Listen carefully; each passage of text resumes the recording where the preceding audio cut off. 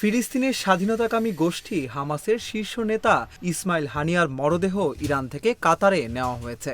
শুক্রবার দোহায় দ্বিতীয় জানাজা শেষে তাকে লুসাইলে দাফন করা হবে। বৃহস্পতিবার সন্ধ্যায় দোহা আন্তর্জাতিক বিমানবন্দরে পৌঁছায় হানিয়ার মরদেহ। এ সময় মরদেহবাহী কফিন গ্রহণ করেন হামাসের সাবেক নেতা খালেদ মেশাল সহ সংগঠনের কর্মীরা। এর আগে ইরানের সর্বোচ্চ নেতা আয়াতুল্লাহ আলী খামেনির নেতৃত্বে হানিয়ার প্রথম জানাজা হয়। এতে অংশ নেন ইরানের প্রেসিডেন্ট মাসুদ পেজেশকিয়ান সহ অনেকে।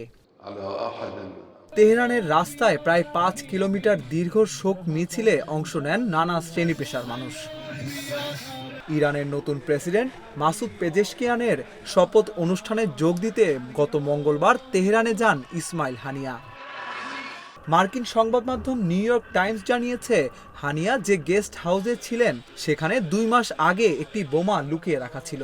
মঙ্গলবার হানিয়া যখন সেখানে যান তখন রিমোট কন্ট্রোলের মাধ্যমে তা বিস্ফোরণ হয়। ইরানের ইসলামী রেভলিউশনারি গার্ডের 2 কর্মকর্তা জানান, 2020 সালে মোসাদের হাতে খুন হওয়া ইরানি পরমাণু বিজ্ঞানী মোহসেন ফাকরিজাদেহকে হত্যার সঙ্গে হানিয়াকে হত্যার ঘটনার মিল রয়েছে। হানিয়া হত্যার প্রতিশোধ নিতে ইসরায়েলের সরাসরি হামলা চালানোর নির্দেশ দিয়েছেন ইরানের সর্বোচ্চ নেতা আয়াতুল্লাহ আলী খামেনি।